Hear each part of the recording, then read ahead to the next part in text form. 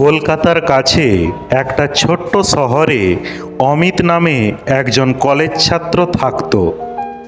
তার বাবা মা গ্রামে থাকতেন, আর সে পড়াশোনার খাতিরে এই পুরনো শহরে একটা ভাড়া বাড়িতে একাই থাকত। বাড়িটা অনেক কালের পুরনো, কড়ি কাঠের ছাদ আর নোনা ধরা দেওয়াল। বাড়িওয়ালা অবিনাশবাবু বাড়িটা ভাড়া দেওয়ার সময় একটা অদ্ভুত কথা বলেছিলেন। অমিত, রাতে যদি অদ্ভুত কিছু শুনতে পাও তবে ভয় পেও না, ওসব মনের ভুল ভেবে উড়িয়ে দিও। অমিত তখন হেসেই উড়িয়ে দিয়েছিল এই কথাটা। কিন্তু একদিন রাত তখন প্রায় 2টো, চারিদিক নিস্তব্ধ, শুধু ঝিঝি পোকার ডাক শোনা যাচ্ছে। অমিত মন দিয়ে তার সেমিস্টার পরীক্ষার জন্য পড়াশোনা করছিল। হঠাৎ টেবিলের ওপর রাখা তার ফোনটা ভাইব্রেট করে উঠল। স্ক্রিনে ভেসে উঠল আননোন নাম্বার। অমিত ফোনটা ধরল, কিন্তু ওপাশে কেউ কথা বলল না, শুধু ভারী ও তপ্ত কিছু দীর্ঘশ্বাসের শব্দ। অমিত বিরক্ত হয়ে বলল, হ্যালো, কে বলছেন? ফাজলামি হচ্ছে। কোনো উত্তর না পেয়ে সে ফোনটা কেটে দিল। 10 মিনিট পর আবার ফোন এলো। অমিত এবার বেশ রেগে গিয়ে ফোনটা কানে নিতেই ওপাশ থেকে এক অতি প্রাকৃত ঘড়ঘড়ে গলা শোনা গেল, অমিত, তুমি কি একা আছো? অমিতের শিরদাঁড়া দিয়ে একটা হিমশীতল স্রোত বয়ে গেল।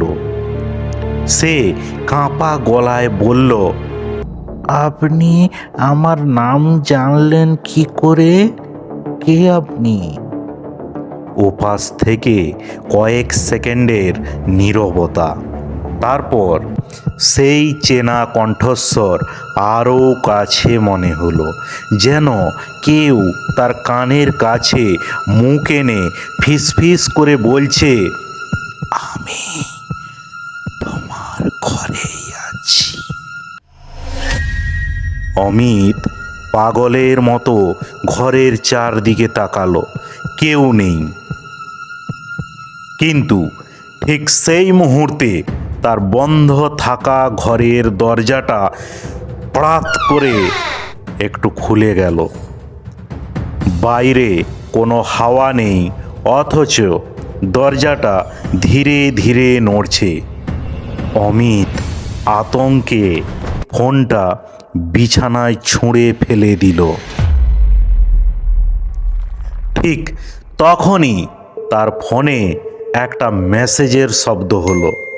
ফোনের নীল আলোয় ফুটে উঠল লেখাটি, একবার পিছনে তাকাও। অমিতের বুক ধড়ফড়ানি তখন চরমে। সে খুব ধীরে ধীরে ঘাড় ঘোরালো। দেখল ঘরের অন্ধকার কোণে আলমারির পাশে একটা সাদাটে অবয়ব দাঁড়িয়ে আছে। মুখটা ফ্যাকাশে, তার চোখ দুটো কুচকুচে কালো গর্তের মতো।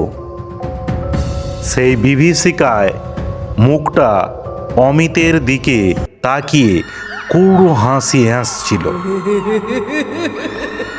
অমিত আর স্থির থাকতে পারল না। এক লাফে ঘর থেকে বেরিয়ে সে শটান রাস্তায় দৌড়ে পালালো।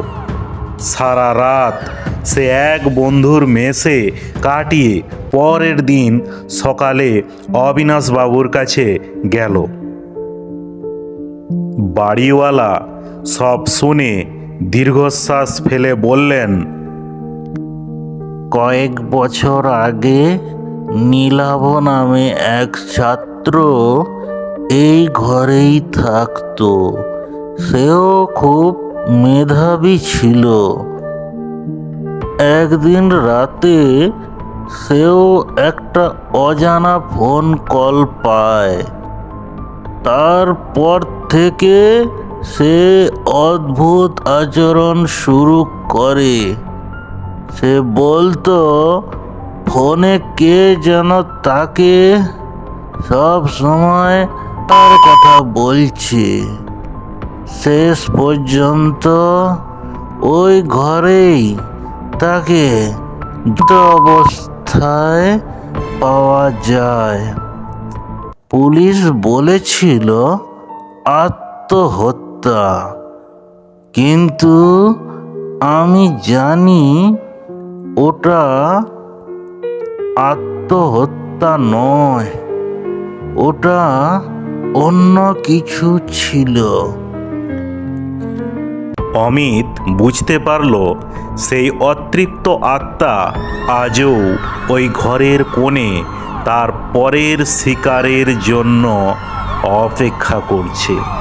সে আর এক মুহূর্ত দেরি না করে ওই বাড়ি ছেড়ে চলে গেল।